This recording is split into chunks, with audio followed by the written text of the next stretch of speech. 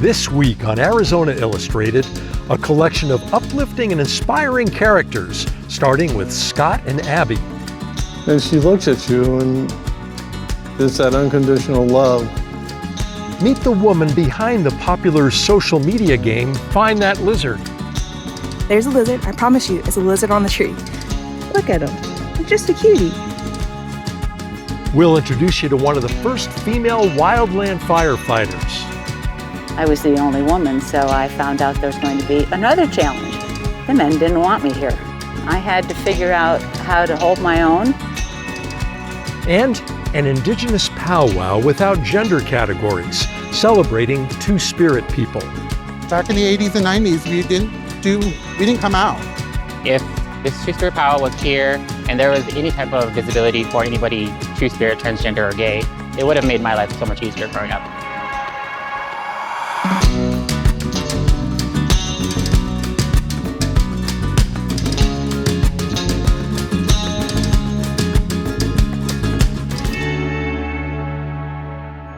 Hello and welcome to a special holiday episode of Arizona Illustrated. I'm Tom McNamara, and today we're coming to you from beautiful Agua Caliente Park on Tucson's east side. Even as the winter settles in, we're so lucky to be in southern Arizona, where there's still plenty of sunshine and fun experiences to be had outdoors. And you can see people are really enjoying the park out here today. Today we bring you uplifting and heartwarming stories from some of the unique characters we've met over the last few years. First up, the story of a man and his dog.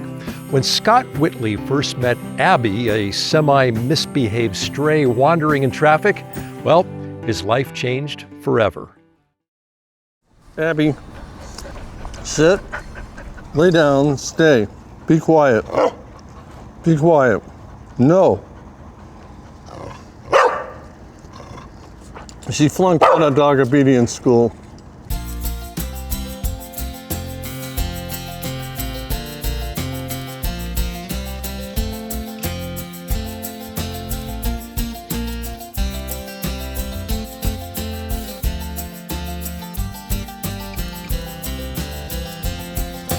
So I spell her name A-B-B-I-E after Abbie Hoffman, because Abbie's really political and she's sort of radical. Abbie! It was 7 years ago, Labor Day, the Friday before Labor Day, and I was at Glen and Alvernon, and there was this dog running loose. And she had a collar on, but had a chewed off rope on her. And she was about 30 pounds at that time. She's 40 pounds now. And I took her to Humane Society and got her out of the van. I had a van at the time. Took her in and she peed all over me. And the person at Humane Society said, she's marking her territory. And that did it. You know, she peed on me. I decided this is the dog for me.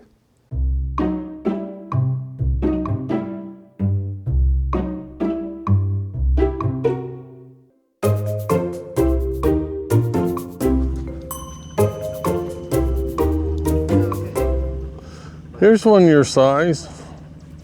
Go sniff some butts. I think the doctors should write prescriptions for dogs or cats.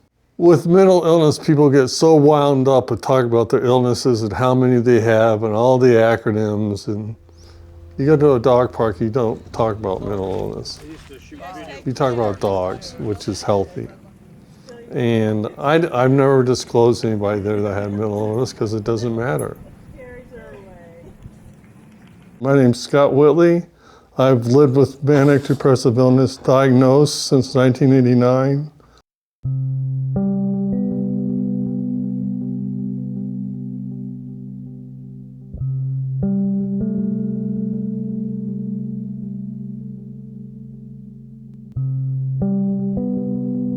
Bipolar is sort of a confusing term.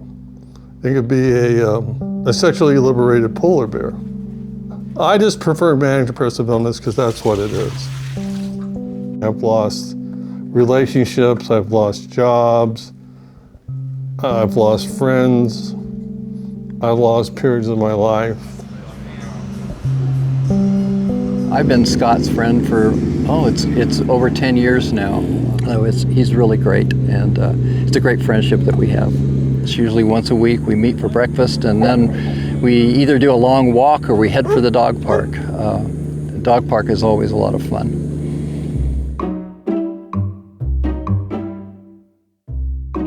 And we have breakfast and we talk about life, and he'll ask me how I'm doing with my illness, and I share with him I'm struggling with this medication change and I'm going to work, training, and he'll be very supportive. And Richard's a history professor from Michigan State, retired, so we talk about the work he did, and he's the older brother I wish I would have had. I had an older brother that we didn't get along too well. You can't choose your family, but you can choose your friends. Scott's a very resourceful guy, and he, as he puts it, he has his toolkit to deal with mental illness. And one of the most important parts of that toolkit is support. So it's people, and in this case, it's also dogs. And Abbie's become clearly a really important support for him. Depression's a very self-centered state. I'm no good, I'm incompetent, I shouldn't be alive. Very serious thoughts. Well, when I take Abbie for a walk, I don't think of that. When I'm at the dog park, I think about the dogs and the people. And Abbie is a talking point. And she likes all the dogs, and she's 7 now, and she's very much a positive force in my life. You having a good time today?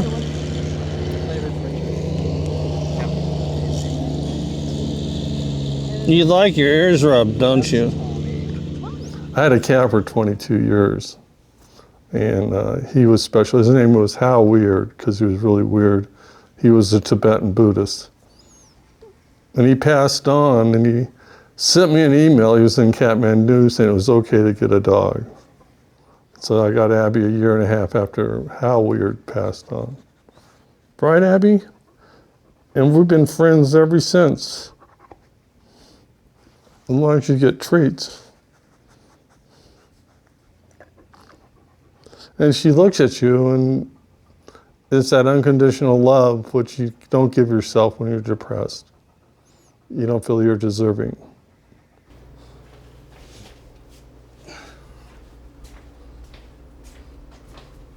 I don't like to say stable. I don't like that term, because stable could be a places you keep horses. And I hate recovery, because recovery you can be doing terrible and be in recovery. Wellness means you're living well. I go through recovery, but I'm in wellness now. Abbie is a balancing force in my life. I owe her a walk or a dog park every day. And that's my responsibility that I feel most committed to. She's just a joy. Aon McGee is a PhD graduate who's researching the impact that drying climates have on lizards. And she's teaching people cool facts about lizards and shifting the idea of what it means to be a scientist through her growing social media presence. She's also working hard to get more Black women involved in natural resources careers. Don't you run from me. Don't you run from me, lizard. I always knew I wanted to work with animals. And when I was an undergraduate at Howard University, there was one snail guy and a fish guy. But then there was only like one animal person, and he was working with lizards. And so I was like, well, lizards it is. So these are one of my favorite lizard species, if not my favorite. They're so beautiful. Lizards, we're on the same schedule. They're out around 8, which means I don't have to wake up until like 7. Perfect. We just ended up meshing together. We work. Hi, I'm Aon McGee, aka Afro Herper. I'm a PhD student at the University of Arizona studying natural resources. I'm interested in lizards and their diets. I want to know what they're eating. Right behind me is the first friend of the day, a little tiny itty bitty, it's like this big, side blotched lizard. I'm also interested in increasing the representation of Black women in natural resources, so understanding barriers preventing entry and preventing retention of Black women in these careers. Do y'all see what I'm seeing? How cute. Just the cutest. Find That Lizard is a game that I post on social media, so Twitter and Instagram, and I post a picture of a lizard camouflaged in its natural environment, and with the photo there are some facts about the lizards, and most of the time those facts are clues as to where to look in the photo for the lizard, and people have about 4 hours to find the lizard in the photo. If I asked you what do lizards eat, you'd probably be like insects, and you'd be right. But like, where do those insects come from?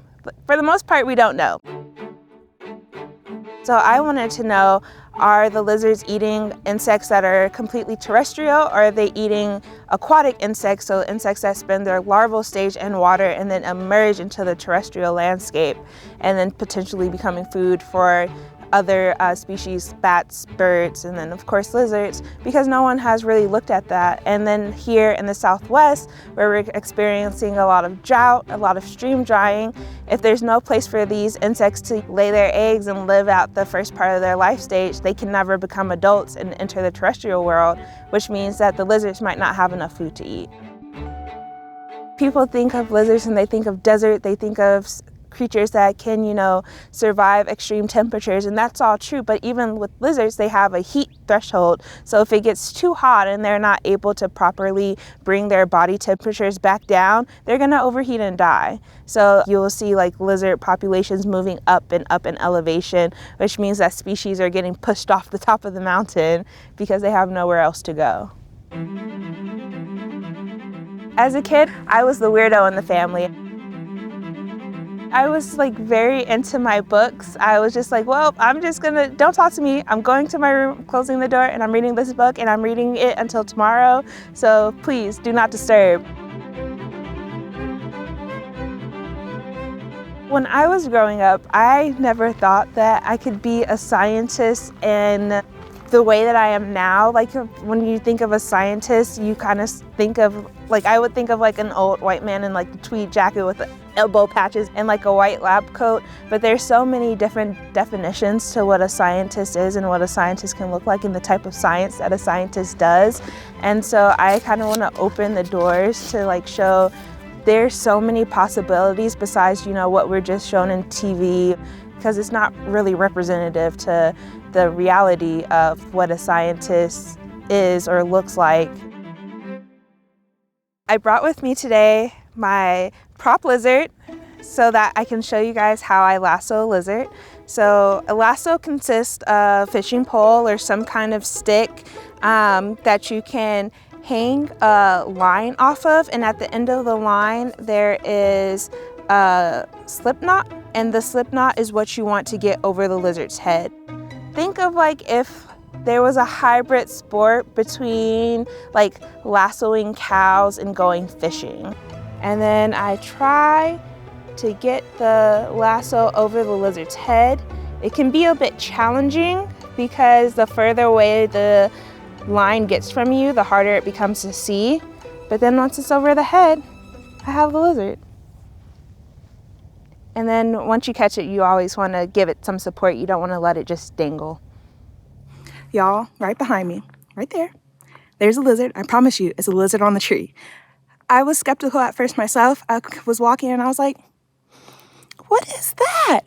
It looks like a little piece off of the branch, but it looks kind of weird. What is that? What?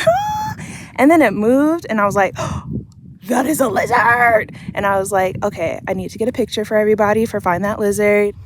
Oh yeah, that's what I like to see. Lizards. When I went to Howard my freshman year, I had no idea that people like studied lizards. I just thought that all those kinds of questions were like answered. I was like, I could go on Google and figure out the answer to this question, and nobody else is like interested in this stuff anymore. My second semester, I got into this program called the Environmental Biology Scholars. So I got to go out and actually be an ecologist in real life, and that was like my aha moment, real. This is truly, like, they're not making this up. This is a real job and I could do it. I love the work that I do, and knowing that I have like undergraduate students who have gotten something out of my mentorship, and having a really great lab and support system, and my family is super supportive. Those are the things that I can fall back on whenever I'm struggling. Such an exciting, happy herping trip. I got to see a bunch of lizards, 2 cool species. It's always great when you see a lizard. Here at Agua Caliente Park, lightning struck a little over a year ago, caused a huge fire that destroyed dozens of palm trees and left many others like this one charred, but we're told these trees will survive over time. Some good news. Well, now you're going to meet someone who knows a lot about fire and heat and exhaustion and danger. Linda Strader was one of the first female firefighters hired by the U.S. Forest Service way back in the 1970s, and she says the experience was exhilarating.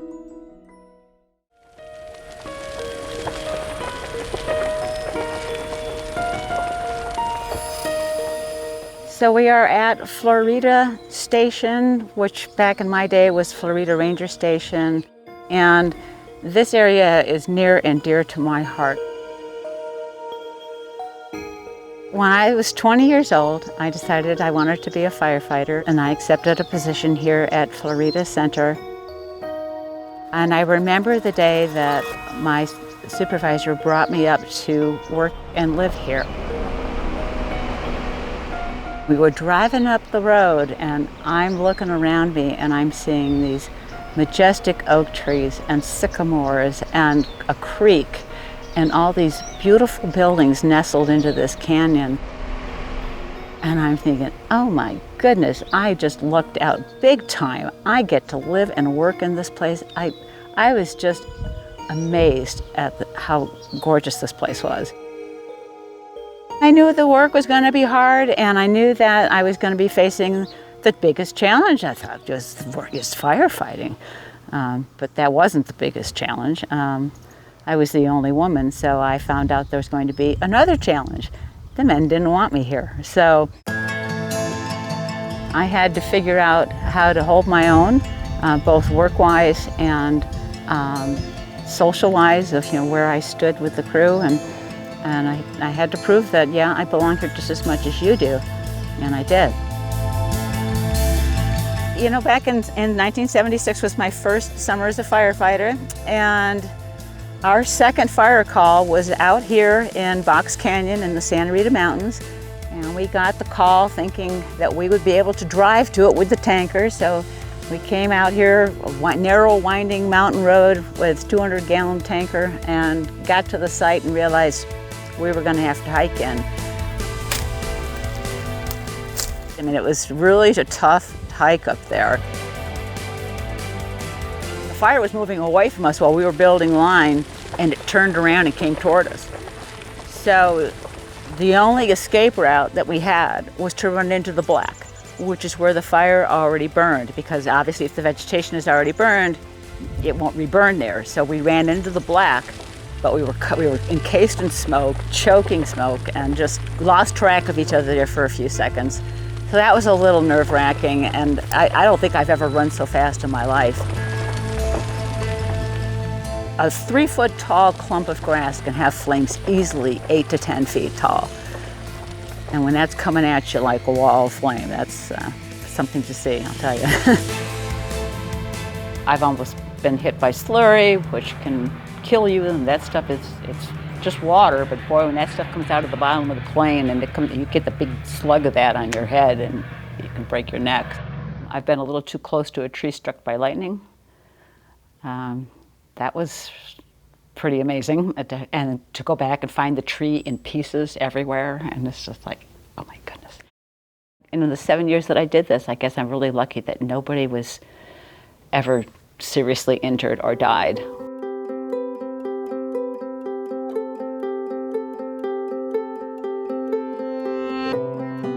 I completely destroyed my knees. And it was something that I didn't want to admit was happening to me. It was a very difficult decision. But I realized I just couldn't do this anymore.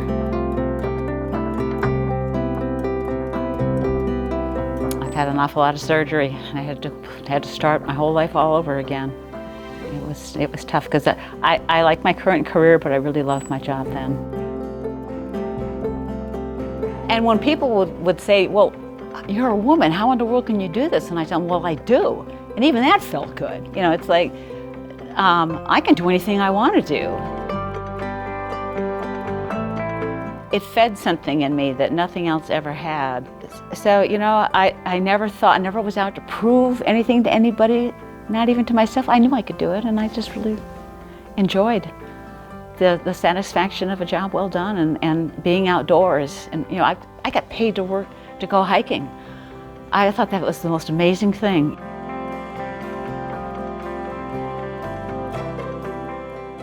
We were hot, tired, thirsty, hungry, sore. And yet you get up in the morning and say, oh, I'm gonna get another fire today. So, you know, you either love it or you hate it, and I loved it. Next, we meet the inspiring folks behind Arizona's annual Two Spirit Powwow. Now, these organizers envision a world where diversity is celebrated and all people are valued, respected, and affirmed, inclusive of their sexual orientation, gender identity, and gender expression.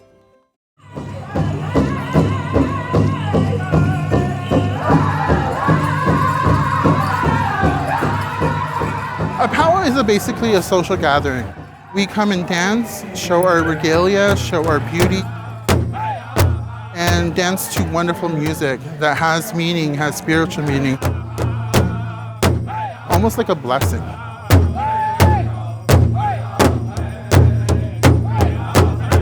I feel that there's this big old bubble of spiritual energy just surrounding us. And of course, we have our ancestors here that are pretty much dancing alongside us. Today, we are having our second annual Two Spirit Powwow. Last year, we had our first. We got a grant from the Pride Organization for Phoenix. Last year, we had about 24 dancers, and this year we have 64. Traditionally, powwow is something that is very gender biased. So we kind of wanted to erase gender, and we kind of wanted to create a safe space for Two-Spirit individuals. Thank you, Standing Horse dancers. Good afternoon, everyone. My name is Ian Austin. I am Mr. Southwest Two-Spirit. I'm also part of the powwow committee. I really wanted to say something specifically to the Two-Spirit community that is here with us today. I want to let you know that this was created for you, a safe space for you, a place that you can go and you can feel welcomed and you can feel safe and you're free to be who you want to be.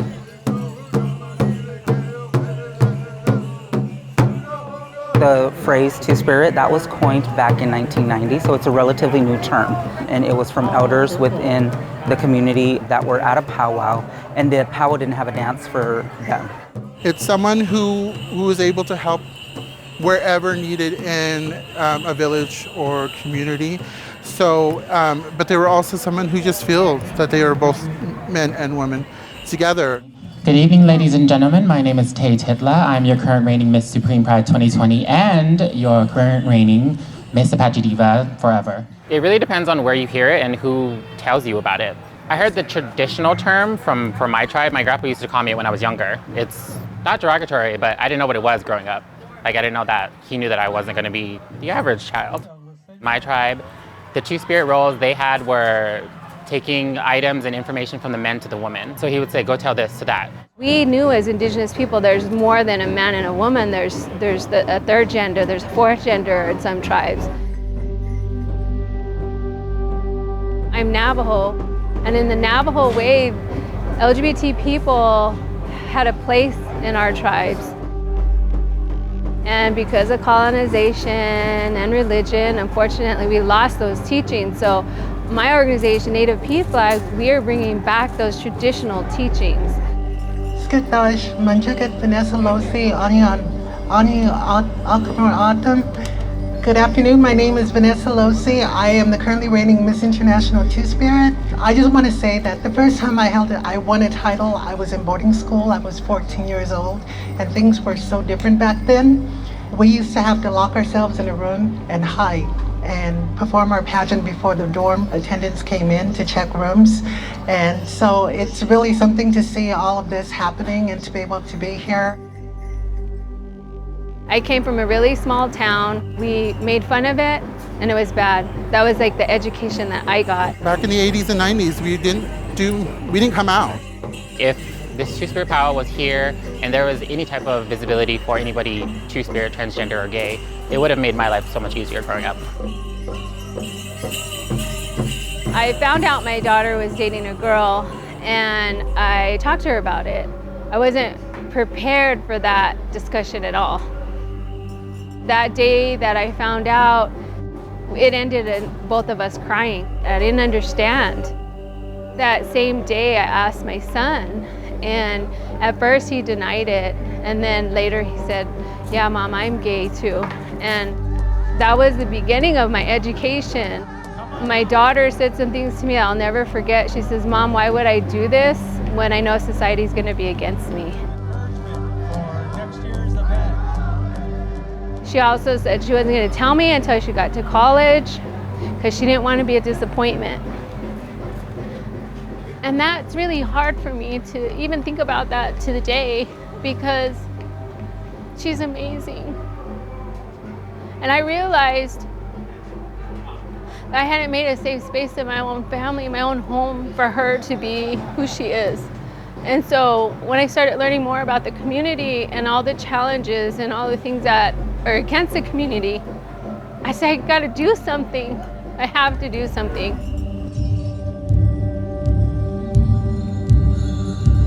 Two Spirit people were healers. They were medicine people. They were mediators.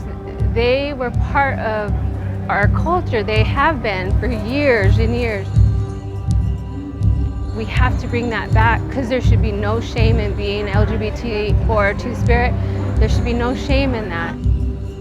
In the Navajo culture, we say that it's a blessing to have, extra special blessing to have a child who is LGBT, and I could totally agree with that because I've gotten so many blessings from my children.